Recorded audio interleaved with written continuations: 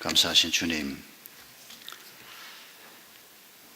저희들에게 대한민국이란 나라를 주신 것을 감사합니다. 모든 것을 다스리시는 하나님의 막연한 사역 속에 대한민국이 세워진 것이 아니라 하나님의 섬세한 손길과 축복 속에서 오늘 우리가 대한민국이란 나라를 갖게 된 것을 하나님 앞에 감사하지 않을 수가 없습니다. 지난날 하나님께서 우리 민족에게 베풀어 주신 은혜를 기억하면서 우리가 어떤 국민으로 살아야 할 것인지를 생각하며 우리의 후손들에게 어떤 나라를 물려주어야 할 것인지를 기도하면서 다시 한번 생각해보는 이런 주일로 오늘 예배를 드리게 하신 것을 감사합니다. 지난날 베풀어 주신 은혜로 우리와 함께 해주시고 또 계속해서 더욱더 크신 은혜로 이 땅에 그리스도인들을 붙들어 주시고 이 민족을 붙들어 주시옵소서. 예수님의 이름으로 기도하옵나이다. 아멘. 지난 수천 년 동안 이 한반도에 많은 나라들이 있었습니다.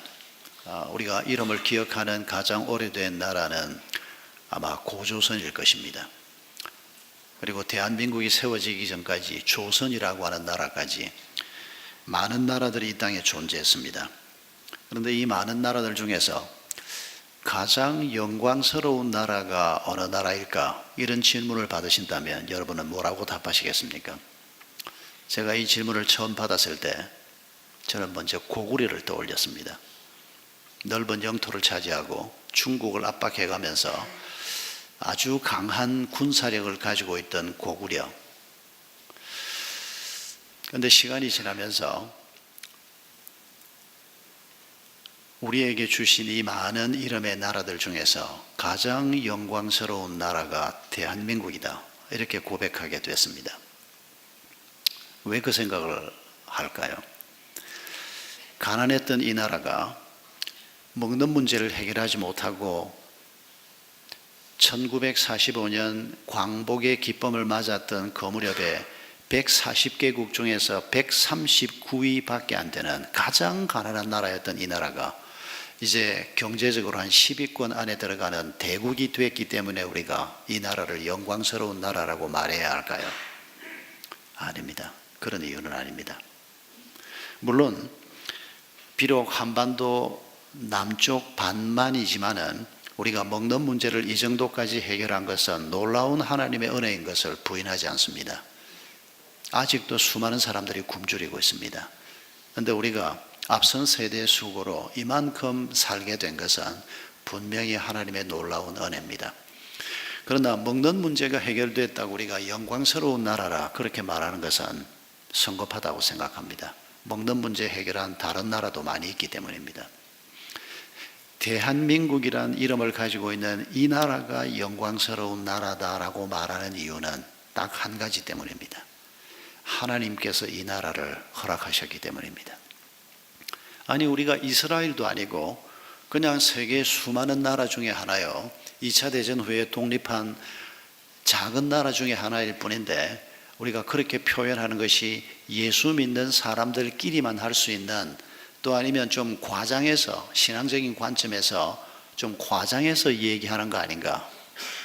글쎄요. 그건 여러분의 판단에 맡기겠습니다.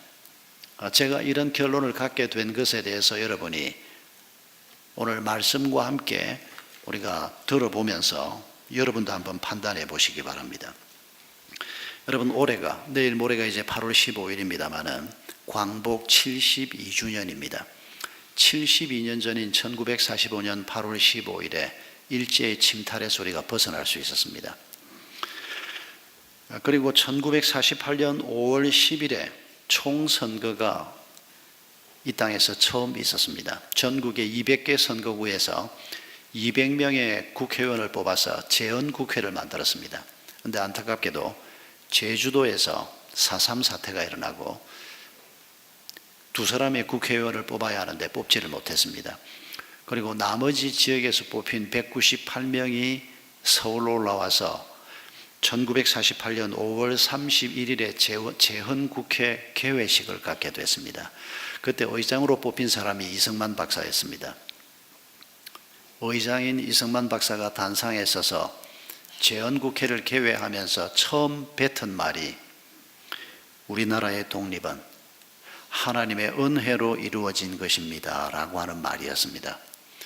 물론 오늘도 이승만 박사의 이 말에 대해서 동의하지 않는 한국 사람들이 많이 있습니다.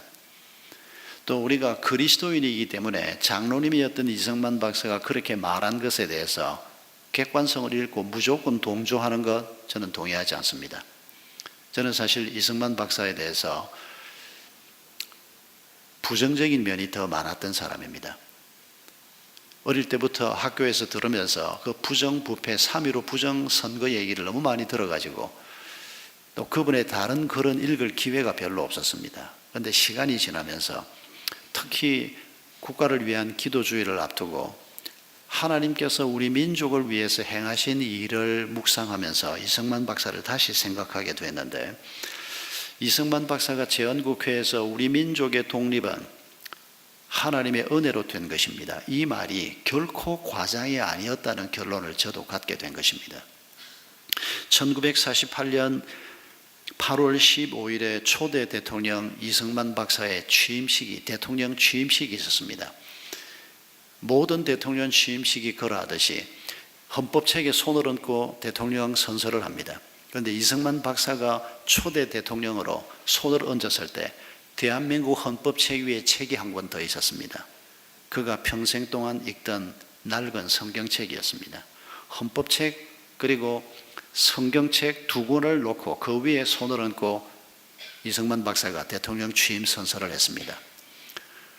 그 이후에 대한민국의 어떤 대통령도 쓰지 않았던 표현을 그날 이승만 초대 대통령이 썼습니다. 우리 민족을 사랑하시는 하나님과 3천만 동포 앞에서 이 대통령직을 헌법에 따라서 수행하겠다는 서약을 했습니다. 우리 민족을 사랑하시는 하나님 앞에서, 이 말은 후에도 장면 박사도 그리스도인이었고, 물론 그분은 대통령은 아니었고 내각의 책임자였습니다만, 김영삼, 이명박 다들 장로님들이 대통령이 됐습니다. 그러나 공식 석상에서 제가 아는 한 이 표현은 다시는 쓰지 않았습니다. 이승만 박사가 너무 오버한 걸까요? 그렇게 생각하지 않습니다. 여러분, 오늘 우리가 읽은 이사야서 본문을 가지고 저는 오늘 우리가 함께 우리 민족을 위해서 이런 기도를 올려드리고 싶습니다. 이 이사야서에 기록된 말씀이 모든 민족에게 주시는 약속의 말씀이기 때문입니다. 이 민족이 고난을 당하고 광풍에 시달려도 하나님의 위로가 늘 함께 하소서. 이 세상에서 가장 아름답고 좋은 것으로 우리와 우리 자녀들의 집을 짓게 해주소서. 우리의 자녀들이 가장 경건하고 거룩한 삶을 배우게 해주소서. 우리의 자손들이 하나님이 주시는 번영과 평화를 누리게 하소서. 우리와 우리의 자손들이 하나님의 공의 위에 서게 해주소서. 모든 두려움과 공포를 물리쳐 주소서. 우리가 우리의 적을 이기게 하소서. 여러분, 이사야서 54장 11절로 15절에 나오는 이 내용은 오늘 우리에게 주시는 하나님의 약속의 말씀입니다. 정말 대한민국이 하나님이 세워주신 은혜의 나라가 맞는가? 여러분, 13절을 보면 하나님이 이렇게 말씀하셨습니다. 나 주가 너의 모든 아이를 제자로 삼아 가르치겠고 너의 아이들은 번영과 평화를 누리게 될 것이다. 여러분, 이 약속의 말씀을 받았던 이사야 시대 백성들이 어떤 상황인지 생각해 보십시오. 나라가 다 망하고 아무것도 없는 폐허에 있던 사람들입니다. 그런데 너의 자녀들을 내가 내 제자로 삼아 가르치겠다. 그들에게 내가 평화와 번영을 주겠다. 여러분, 이사야에게 말씀하신 이 말씀이 1차적으로는 이스라엘 백성들에게 주신 말씀이지만은 이 땅의 모든 민족을 향한 하나님의 말씀인 것을 잊으시면 안 됩니다. 하나님은 이스라엘의 하나님이지만은 이스라엘을 자기 백성으로 선택한 것은 그들을 통해서 모든 민족이 하나님을 알게 하기 위한 것이었습니다. 그리고 예수님이 오신 이후에 실제로 복음이 이스라엘 국경을 넘어서서 이스라엘의 문화를 넘어서서 열방을 향해서 나가기 시작한 겁니다. 13절에 너의 모든 아이를 내 제자로 삼아 가르치겠고, 여러분 이게 어둠에 자욱하던 조선 땅에서 하나님이 시작한 일이신 것을 기억하시겠습니까? 여러분 우리가 조금 전에 19살, 31살, 60살 된 세 분의 사진을 보았습니다. 그리고 그 마지막 영상에서 김구 선생까지 떠오른 거 봤을 겁니다. 그 외 분들도 몇 분이 더 계셨는데, 여러분 유관순, 안중근, 안창호, 김구 이런 분들이 다 누굽니까? 그리스도인들입니다. 이분들이 그리스도인으로서 민족을 위해서 목숨을 바쳤던 것을 잊지 말아야 합니다. 그들 중에 한 사람이 이승만입니다. 이승만 박사의 공과를 우리가 객관적으로 잘 기억해야 합니다. 그가 3.15 부정선거에 중요한 책임이 있었고 하야할 수밖에 없었고 조국으로 돌아오지 못하고 하와이에서 죽을 수밖에 없었던 실수를 우리는 잊지 말아야 합니다. 그런 실수를 우리 민족이, 우리 지도자들이 다시 하지 말아야 하기 때문입니다. 그러나 하나님께서 이 민족을 위해 행하신 일을 우리가 생각할 때 기라성 같은 수많은 사람들을 하나님께서 그리스도인으로 불러주신 것을 잊지 말아야 합니다. 전 국회의원 198명이 들어왔을 때 여러분 그 198명 중에서 어떤 학자의 주장은 90%가 크리스찬이었다고 주장하는 글을 제가 읽은 적이 있습니다. 그런데 확실한 자료는 없습니다. 압도적인 다수가 그리스도인들이었던 것은 틀림없습니다. 여러분 재헌국회를 개회하면서 이승만 박사가 감격에 찬 목소리로 우리 독립은 하나님의 은혜로 이루어진 것입니다. 그리고 가까이 있던 이윤영 의원, 종로구에서 국회의원이 돼서 들어왔던 목사님입니다. 이윤영 의원 나와서 하나님 앞에 기도해 주세요. 그래서 이윤영 의원이 나와서 대한민국 재헌국회 개회를 감사하는 기도를 했습니다. 몇 분 했는지 아십니까? 30분 했습니다. 아무도 길다고 말하는 사람이 없었고 누구도 이 나라가 기독교 국가가 아닌데 왜 그따위 짓을 하느냐 그런 비난을 하는 사람도 없었습니다. 감격의 눈물을 흘리면서 기도했고 기도가 끝났을 때 30분의 긴 기도가 끝났을 때 아멘이 터져 나오는, 여러분 그 자리에 앉아있던 국민들을 대표해서 참여했던 그분들 마음속에도, 그분들이 물론 그리스도인이라면 더 크게 느꼈을 테지만은 하나님께서 우리 민족을 불쌍히 여겨서 일제의 침탈에서 벗어나게 하시고 이제 대한민국이라고 하는 나라를 세워주셨다. 여러분 이건 부인할 수 없는 역사적인 사건이라고 생각합니다. 여러분 이승만을 어떻게 하나님이 부르셨나? 제가 명색이 한국 사람으로서 이승만에 대한 부정적인 생각 때문에 이분에 관한 글을 그동안 읽으려고 생각하지 않았습니다. 장로였던 것이 부끄럽다 이런 생각만 했지 그가 하나님의 은혜를 어떻게 입었고 어떻게 민족을 위해서 헌신했는가 하는 것에 대해서는 애써 외면하려고 생각했습니다. 그런데 그럴 일이 아니라는 것이 자꾸 느껴졌습니다. 잘못한 건 우리가 제대로 알고 반복하지 않으면 되고, 그러나 실수했더라도 하나님이 우리에게 축복으로 주신 분들, 그들을 통해서 하나님이 베푼 은혜를 기억하는 것은 우리 후대가 꼭 기억해야 할 일이기 때문입니다. 1894년에 이승만이 19살 때 배제학당에 입학을 했습니다. 배제학당은 선교사가 세운 학교인 거 아실 겁니다. 이 학교에 들어가서 교육을 받으면서 이승만이 어머니한테 이런 얘기한 걸 그의 일기책에 써놓은 게 있습니다. 선교사들이 말하기를 1900년 전에 죽은 예수가 죽었다가 살아났다 그러고, 그리고 그가 죽었는데 그 죄가, 그의 죽음이 내 죄값을 치르는 죽음이라 그러고, 이런 말도 안 되는 소리를 한다고, 이런 미신 같은 소리를 한다고, 거짓말을 한다고 자기가 어머니한테 그렇게 얘기했다고 자기 일기책에 써놓았습니다. 당연합니다. 여러분은 안 그랬습니까?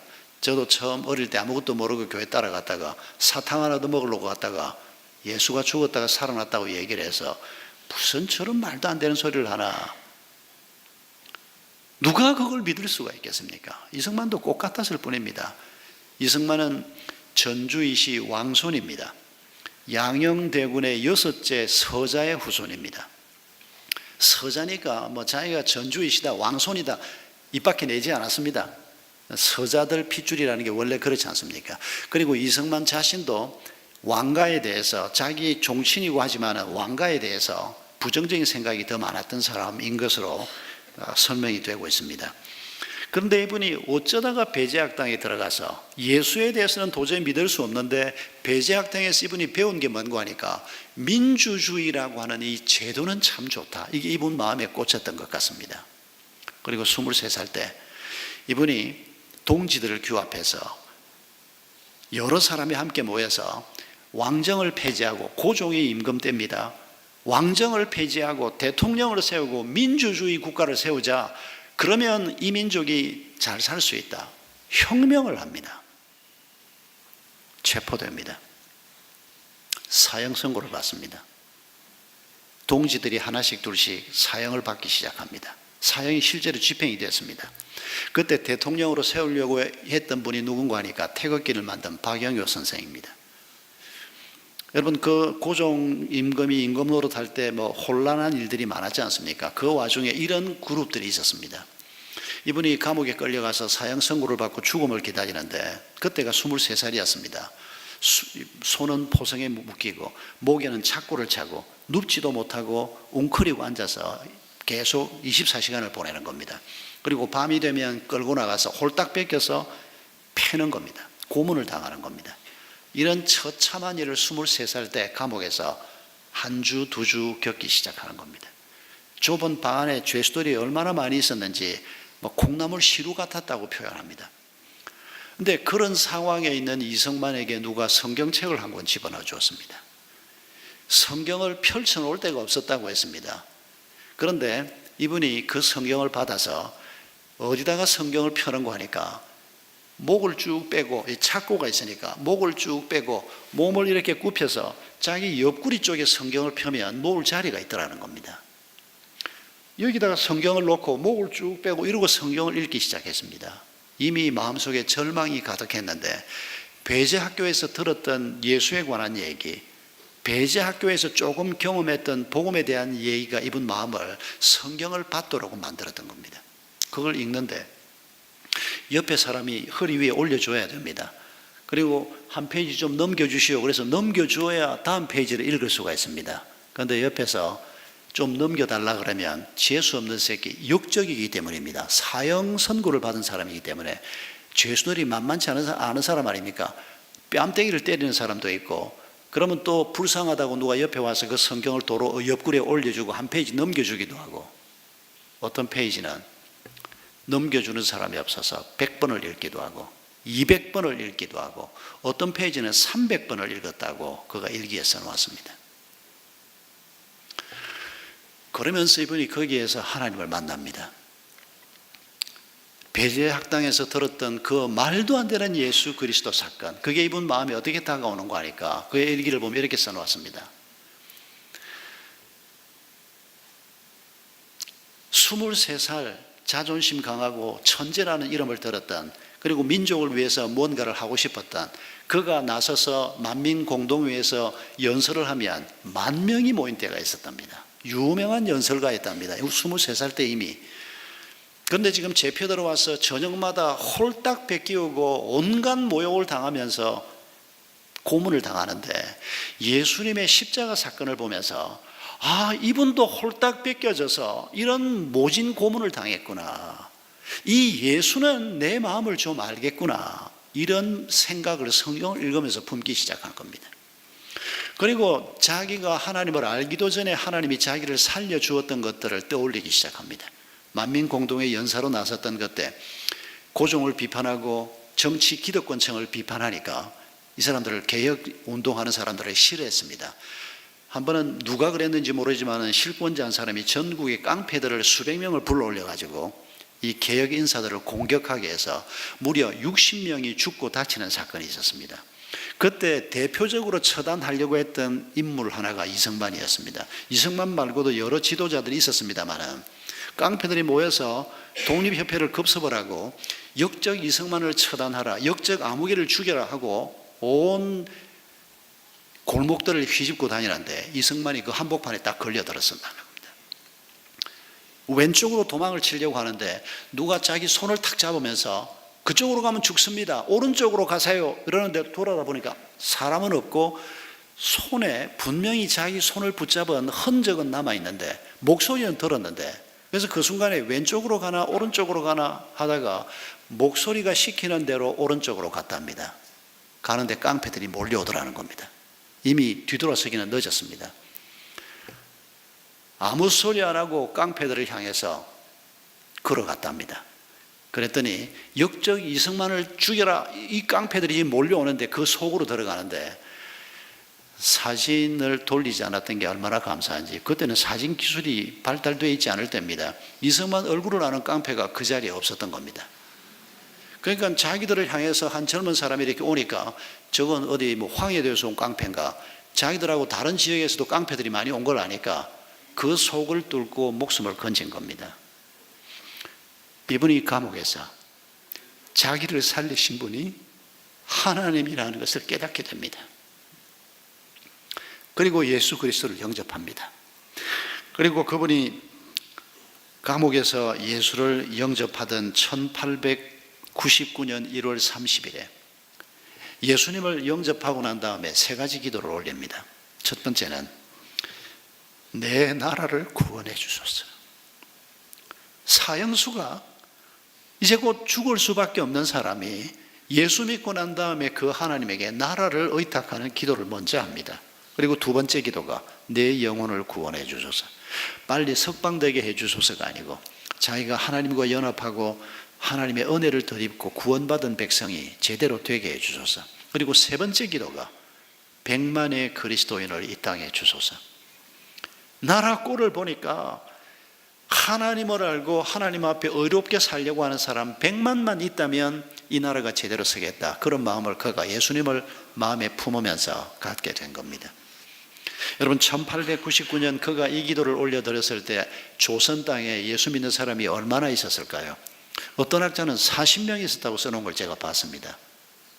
40명보다는 조금 더 많았을 가능성은 있습니다. 선교사들이 들어오고 10년 조금 지났을 때인데 백정, 기생 이런 분들이 먼저 예수를 믿었습니다. 아마 이승만이 양반들 중에서는 거의 1호 그리스도인인 것이 거의 틀림없습니다. 양반들이 예수를 믿은 건 이보다 시간이 좀 더 지난 다음입니다.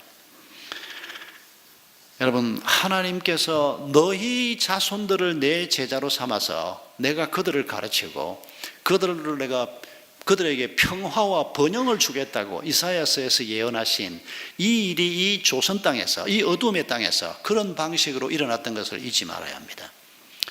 이렇게 부름을 받은 유관순 같은 분, 안중근 같은 분, 안창호 선생 같은 분, 김구 선생 같은 분, 여러분 이런 분들이 없었으면 어떻게 이 나라가 독립을 얻을 수가 있었고, 그리고 일제 침탈 속에서도 수많은 지도자들이 예수 믿는 사람들이 국민의 한 1% 정도밖에 예수 믿는 사람이 없는데 재헌국회의 90%가 그리스도인이다, 이거 확인된 건 아닙니다. 그런데 그렇게 학자들이 주장할 정도로 많은 그리스도인들이 재헌국회에 들어와 있었던, 여러분 이런 사실은 이사야서의 예언을 우리 민족을 위해서 하나님께서 그대로 이루어 주신 것이 틀림없습니다. 이사야 56장 3절로 5절 말씀을 보면 하나님이 이렇게 말씀하십니다. 이방 사람이라도 주님께로 온 사람은 주님께서 나를 당신의 백성과 차별하신다고 말하지 못하게 해라. 고자라도 나는 마른 장작에 지나지 않는다고 말하지 못하게 해라. 이런 사람들에게 주님께서 이렇게 말씀하신다. 비록 고자라도 나의 안식일을 지키고 나를 기쁘게 하는 일을 하고 나의 언약을 철저히 지키면, 여러분 이 지킨다는 것은 행위를 의미하는 것이 아닙니다. 마음속에 하나님을 유일한 주인으로 받아들이고 그 하나님이 원하시는 삶을 살아가는 사람, 행위만이 아니고 하나님의 백성으로 살고자 하는 결단이 있고 하나님과 예수님과 연합한 사람을 얘기하는 겁니다. 예수님과 연합됐다는 걸 어떻게 합니까? 하나님의 말씀을 따라 살려고 하는 행실을 보면 알 수 있는 겁니다. 이렇게 살면 그들의 이름이 나의 성전과 나의 성벽 안에서 영원히 기억되도록 하겠다. 유대 혈통을 따라서 하나님이 이 복을 주시는 게 아닙니다. 이방인이라도 말입니다. 여러분, 이렇게 예수를 영접한 이성만을 하나님께서 감옥에서 빼내십니다. 기가 막힌 방법으로 그가 사형을 피해서 살아납니다. 그리고 미국으로 가게 됩니다. 미국도 원래부터 공부하러 간 게 아니고 미국에 나라를 위해서 뭔가 하기 위해서 가게 됩니다. 이런 자료는 많이 있습니다. 한번 여러분 살펴보십시오. 그리고 미국에서 활동을 하다가 계기가 돼서 공부를 시작합니다. 이분이 감옥에 있을 때 영어 공부도 꽤 열심히 했습니다. 사형수가 무슨 영어 공부는 어디에 필요하다고 했는지 이분이 영어 공부를 감옥에 있을 때부터 시작했습니다. 그리고 이분이 천재였습니다. 아주 머리가 명석한 분이었습니다. 조지 워싱턴 대학에 입학을 합니다. 돈이 없으니까 지인들이 장학금을 주어서 조지 워싱턴 대학에 입학을 합니다. 학사를 마치고 석사를 하버드에서 합니다. 그리고 프린스턴에서 박사학위를 합니다. 여러분, 이 코스가 미국의 엘리트들이 걷는 코스인 거 아시겠죠? 5년 만에 학사, 석사, 박사를 끝냈습니다. 교수님들이 얼마나 봐주어서 빨리 외국이니까 좀 빨리 할 수 있었는지 모르겠습니다만은 그렇더라도 이건 너무 빠릅니다. 한 10년은 걸려야 돼요. 아무리 빨라도. 그런데 이런 훈련을 하면서 이분이 얼마나 영어에 탁월하고 얼마나 미국 역사에 정통하고 그리고 국제관계에 얼마나 정통한 사람이 됐는지 모릅니다. 이런 자료들은 객관적인 자료들이 많이 있습니다. 이분이 대통령이 된 다음에 미국 대사들이 이제 인사를 하러 오면 그때 이분이 벌써 연세가 많았습니다. 그럼 대통령이 이제 미국 대사들이 와서 인사를 하면 이런저런 대화를 나눕니다. 그러면 대통령이 미국 대사한테 묻습니다. 자네 이런 사건을 아는가? 근데 미국에서 미국 사람이라고 미국 대사라고 미국 역사를 잘 압니까? 어디? 잘 모르는 얘기를 꼭 꺼낸다는 겁니다. 그러면 뭐 좀 주저하면 자기는 학사, 석사, 박사를 다 미국에 했으니까 웬만한 미국 사람들보다는 지적 수준이 더 높은 사람 아닙니까? 그러면 이성만 박사가 아니 미국의 지도자로 이 땅에 대사로 온 사람이 그런 것도 몰라? 그러면서 미국 역사를 미국 대사를 앉혀놓고 강의를 하는 겁니다. 여러분, 아이젠하워가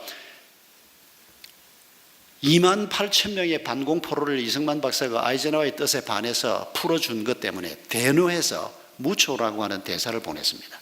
이 대사가 이성만이 굉장히 똑똑하고 고약한 늙은이니까 이성만이 이렇게 얘기하면 이걸 답을 해야 되고 이런 훈련을 몇 달 동안 해가지고 왔습니다. 그리고 이 사람이 한 30분을 이성만 박사를 공격을 했습니다. 미국이 어떻게 당신들을 도와주었는데 지금 종전을 해야 되고 그러면 포로들은 전부 돌려보내고 미군 포로들도 다시 돌려받아야 되는데 28,000명의 반공 포로들은 돌아가면 다 죽습니다. 그 사건은 이성만 박사가 행한 일 중에서 가장 잘한 일 중에 하나라고 생각합니다. 미군들한테 고춧가루를 뿌리고 미군들을 죽이면 안 되니까 경비하고 미군들을 무력화시키고 그 사람들을 빼냈는데 아이젠하워가 대노를 한 겁니다. 이 대사가 와가지고는 30분을 그렇게 떠들어댔는데 그때는 뭐라고 양반이 얘기했는가 하니까 창문을 이렇게 쳐다보고 있다가 까치가 이렇게 날아간 겁니다. 그러니까 그 대사를 미국 대사를 보고 보라고 저 까치가 저렇게 날아가는 거 보이냐? 까치 한 마리가 자유롭게 저렇게 날아가는 것만 해도 얼마나 아름답고 자연스러우냐. 당신이 미국 사람이지만은 한국인 28,000명이 반공포로고 그들은 북한으로 끌려가면 다 죽는데 내가 한국인으로서 한국의 대통령으로서 그들을 죽음의 길로 몰아넣어야 맞냐? 그러니까 미국 대사도 할 말이 없지 않습니까? 그 주춤거리고 있는 미국 대사한테 당신 한국 오면서 얼마나 기도하고 왔냐 이렇게 물었습니다. 그러니까 뭐 대사가 뭘 기도를 많이 하고 왔겠습니까? 정신없었는데 주춤거리니까 책상을 치면서 대한민국의 운명이 걸려있는 일을 당신이 나하고 논의하기 위해서 오는 사람이 크리스찬이 돼가지고 기도도 한번 안 하고 왔냐? 이러고 뭐 호통을 친 겁니다. 대사가 혼비백산을 한 겁니다. 여러분들 이성만 박사를 제가 그분 개인에 대해서 뭐 높이고자 하는 마음은 별로 없습니다. 그분이 귀한 일을 많이 했지만은 잘못한 게 너무 많기 때문입니다. 그러나 제가 지금 얘기하려고 하는 중심은 하나님이 하나님의 사람들을 훈련해서 우리 민족을 위해서 놀랍게 쓰셨다는 것, 이건 우리가 기억해야 한다는 겁니다. 그분들이 잘못한 것 때문에 하나님이 그들을 통해서 행한 일마저도 우리가 아니라고 말하면 그건 잘못하는 겁니다. 제가 20대 때 참 혼란됐던 것 중에 하나가, 해방이 되고 난 다음에 김구 선생이 돌아오고 이승만 박사가 한국에 들어왔습니다. 두 분의 노선이 달랐습니다. 단독 정부를 수립해야 한다고 하는 이승만 박사의 태도와, 안 된다, 통일정부 남북한이 함께 나라를 세워야 한다고 했던 김구 선생, 이 두 분의 글을 읽으면서 도대체 누가 옳단 말인가 굉장히 혼란에 빠졌던 적이 있습니다. 그리고 시간이 지나면서 이 두 분이 함께 한 시대에 우리의 조상으로 계셨던 것에 대해서 감사하는 마음이 생기기 시작했습니다. 김구 선생은 이상론자였습니다. 말도 안 되는 김일성이라는 새파랗게 젊은 30대에 이 김일성이를 만나러 평양까지 가셔서 단독 정부를 세우면 안 된다, 어떻게 해서든지 민족이 하나가 돼야 된다, 그 실험을 몇 번씩이나 반복했습니다. 그 이루어질 수 없는 일임에도 불구하고 김구 선생이 그 노력을 했던 것은 참 우리 후손들이 볼 때 감사한 일이 아닐 수가 없습니다. 그런데 그러고 있다가 남한 단독 정부가 수립이 안 되면 이건 또 현실적으로 너무 큰 문제입니다. 이승만 박사는 현실주의자였습니다. 남한이라도 미국의 도움을 받고 유엔의 도움을 받아서 정부를 만들어서 공산주의자들하고 대치를 해야 된다. 여러분, 이 두 분은 불행하게도 노선이 달라버렸습니다마는, 그러나 우리의 조상들이 두 분 다 그리스도인들입니다. 이분들이 생각은 달라도 민족을 위해서 하나님 앞에서 이런 최선을 다했던 것을 우리는 기억하자는 것입니다. 여러분, 1945년 광복 당시에 대한민국은 140개국 중에서 경제 순위가 139위였습니다. 이렇게 가난한 나라였습니다. 그런데 오늘 하나님께서 우리를 빈곤을 퇴치하고 경제 10위권 안에 진입하게 하신 이 은혜를 우리가 생각하면, 먼저는 하나님께서 많은 하나님의 사람들을 허락하신 것을 기억해야 합니다. 여러분, 이승만 박사가 대통령이 되던 1948년에 대한민국 땅에 해외에 가서 훈련을 받고 돌아온 유학 경험이 있는 사람들이 500명밖에 없었습니다.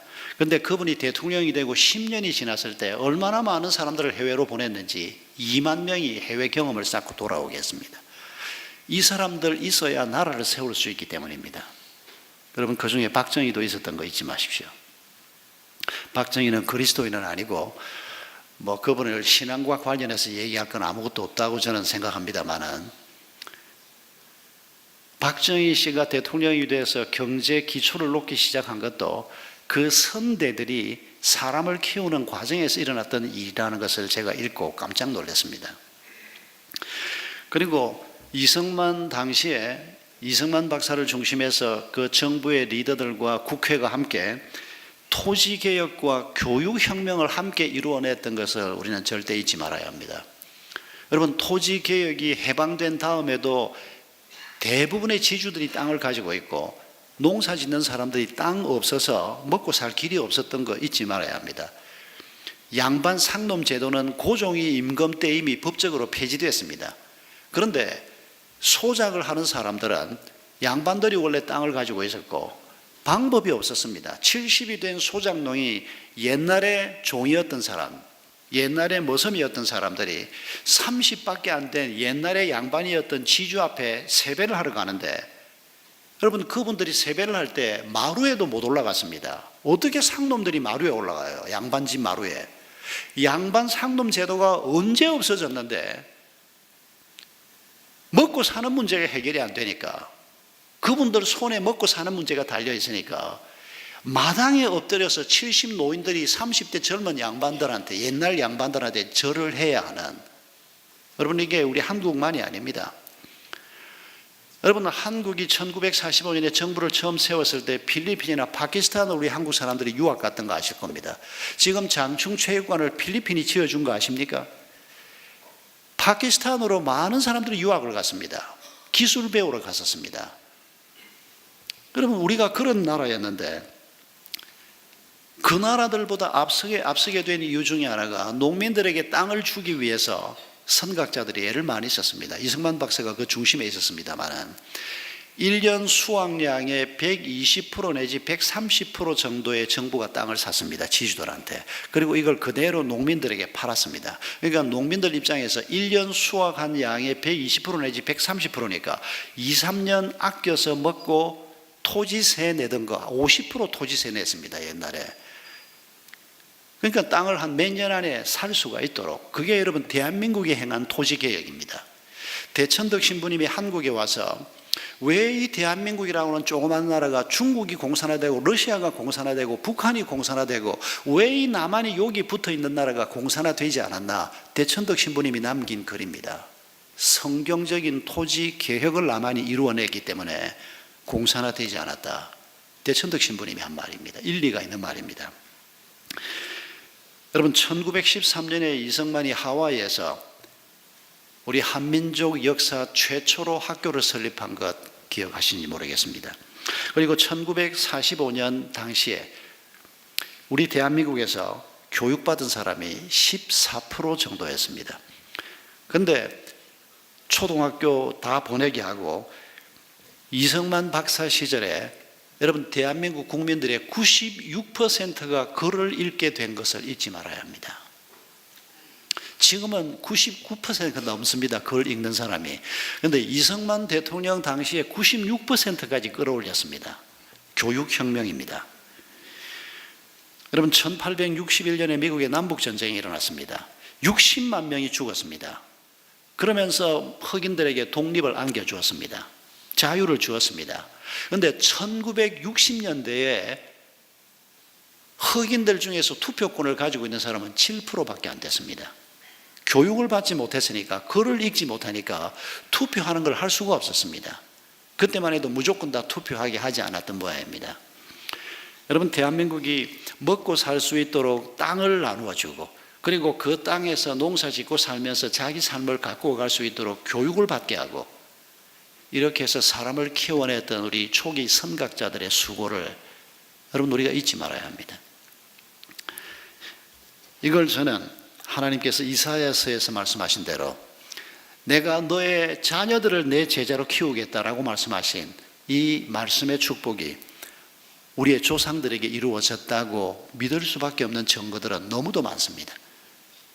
여러분 얼마나 많은 그리스도인들이 조선왕조 말기에 일제 침탈 시기에 그리고 6.25를 경험하면서 그리고 새로운 나라를 만들면서 얼마나 많은 초기의 그리스도인들이 수고를 했는지는 여러분 그 자료는 많이 있습니다. 여러분 이런 하나님의 은혜 가운데 이 나라가 세워졌기 때문에 이 대한민국을 우리가 영광스러운 나라라고 표현하는 것입니다. 여러분 우리나라가 아직도 문제는 많습니다. 더군다나 요즘 트럼프하고 김정은이 둘이서 저작당을 하는 바람에, 물론 근본적인 원인은 김정은에게 있습니다. 그런데 트럼프는 무슨 생각으로 그걸 또 받아가지고 지금 둘이서 저러고 있는지. 그런데 뭐 세상 사람들은 떠들썩한데 우리는 조용한 것 같습니다. 우리는 상당히 김정은을 믿는 것 같습니다. 저놈이 저래 까불어도 지가 어떻게 쏘겠냐. 사실 쏘기는 참 어렵습니다. 괌에 만약 쏘면 어쩌면 트럼프는 그걸 기다리는지도 모르겠습니다. 저 미친놈이 한번 쏘아봐라. 그러면 북한만 죽는 게 아니고 우리 남한도 엄청난 손실을 입게 돼서 우리는 그저 아무 일이 없기를 우리는 기도할 수밖에 없습니다만은, 그러나 여러분 오늘 이런 상황에 우리가 지난날 하나님께서 이사야에게 말씀해 주시고 이스라엘 백성들에게 말씀해 주시고 그리고 이 민족의 선각자들이 예수를 믿고 이 나라를 세워갈 때 은혜를 베푸셨던 것을 기억하면서 우리가 오늘 기억해야 할 것이 무엇이겠습니까? 지난 주간에 우리가 읽은 말씀들 중에서 몇 가지 기억합시다. 이사야 55장 3절에 너희는 귀를 기울이고 내게 와서 들어라. 그러면 너희 영혼이 살 것이다. 대한민국이 살 길은 하나님의 말씀을 듣는 길밖에 없습니다. 하나님이 인도하는 길을 걸어가는 것밖에 없습니다. 하나님 알지 못하는 사람들에게 이 나라를 맡길 수가 없습니다. 뭐 맡긴다는 말은 좀 어폐가 있긴 합니다. 뭐 예수 믿는 사람이 잘하는 사람이 없으면 예수 안 믿어도 우리가 국민의 리더로 세울 수밖에 없는 현실이 있지만은 예수 믿는다고 무조건 세울 수는 없습니다. 그러나 여러분 꼴을 보십시오. 온갖 일들이 벌어지고 있습니다. 하나님을 아는 사람이 아니면 이성만 박사가 처음 예수 믿으면서 기도했던 것처럼 이 땅에 100만 명의 그리스도인을 주소서, 우리도 이 땅에 진짜 그리스도인 100만 명만 주십시오, 이렇게 기도해야 될 때입니다. 교회 왔다 갔다 하는 사람 100만이 아니고 이사야서에 말한 것처럼 공의 위에 설 사람 말입니다. 하나님의 말씀을 붙들고 길을 걸어가고자 하는 100만의 참 그리스도인이 있다면 여러분, 이 나라가 뭘 걱정하겠습니까? 그런 사람들이 곳곳에서 정직하게 성실하게 이 민족을 섬기기만 한다면 우리가 뭘 걱정하겠습니까? 하나님께서 이 민족을 보호하지 않겠습니까? 이사야 57장 19절에 주님께서 약속하신다. 내가 너를 고쳐주마. 반복해서 나오는 말씀 중에 하나입니다. 그러면서 이사야 58장 6절로 8절에 내가 기뻐하는 금식은 이라고 말합니다. 바로 그 앞부분에서 금식을 하는 이스라엘 백성들을 보면서 이놈들아, 그게 무슨 금식이냐? 그따위 금식이 뭐 금식이냐? 그러면서 내가 기뻐하는 금식은 너희들이 하고 있는 그런 금식이 아니다. 그러면서 여러분 뭐라고 말합니까? 이사야 58장 6절에 내가 기뻐하는 금식은 부당한 결박을 풀어주는 것이다. 멍에 줄을 끌어주는 것이다. 압제받는 사람을 놓아주는 것이다. 모든 멍에를 꺾어버리는 것이다. 굶주리는 사람들에게 너의 먹거리를 나누어 주는 것이다. 떠도는 불쌍한 사람들을 너의 집에 맞아들이는 것이다. 헐벗은 사람을 보았을 때 그에게 옷을 나누어 주는 것이다. 너의 고륙을 피하여 숨지 않는 것이다. 고륙을 피해서 숨는다는 말은 무슨 말입니까? 가까운 사람들이 와서 돈 빌려달라 그러고 먹을 거 없다 그러니까 피하는 겁니다. 안 만나는 겁니다. 하나님의 눈이 얼마나 날카로운지 모릅니다. 나는 먹고 살 게 있는데 내 주변 사람들이 등록금 없다, 뭐 없다, 도와달라. 그런데 그런 사람을 우리가 안타까워하면서 100원을 원하는데 내가 100원을 못 주어서 5원밖에 못 주더라도 안타까운 마음으로 그 아픔을 위로해 주고 격려해 주려고 하는 게 아니고 나는 먹고 살만한데 아예 피해버리는 사람. 하나님이 기뻐하는 금식은 그게 아니라는 겁니다. 여러분, 금식의 목표가 뭡니까? 금식이 우리의 목표가 아닙니다. 음식을 끊고 기도하는 것은 하나님하고 더 친밀해지기 위해서입니다. 하나님 비슷한 존재가 되기 위해서입니다. 하나님이 지금 이 공의를 우리에게 말씀하는 겁니다.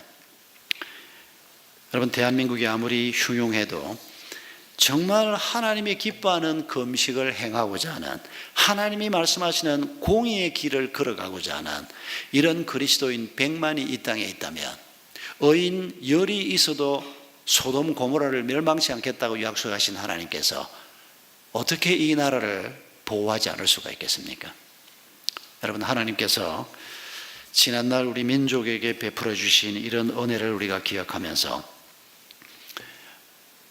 앞으로 우리가 우리의 나라를 어떻게 만들고 우리의 후손들에게 이 나라를 어떤 나라로 물려주어야 할 것인가? 하나님이 우리의 왕이 되시고 하나님이 우리의 주인이 되시고 우리가 그분이 인도하는 정직하고 성실하고 공의로운 삶의 길을 걸어가는 것, 여러분, 이게 우리가 살 길이라는 것을 기억하십시다. 여러분, 아까 불렀던 우리 그 아리랑 곡조에 맞춘 찬송, 이 찬송은 앉아서 부르겠습니다. 오늘은 나중에 일어서겠습니다. 그리고 이 찬송을 부르고 난 다음에 축도하고, 그리고 애국가를 우리 예배 끝난 다음에 4절까지 그건 일어서서 부를 테니까 지금은 우리 앉아서 아까 불렀던 찬송 그리스도의 하나님의 충만, 하나님께 찬송을 올립니다.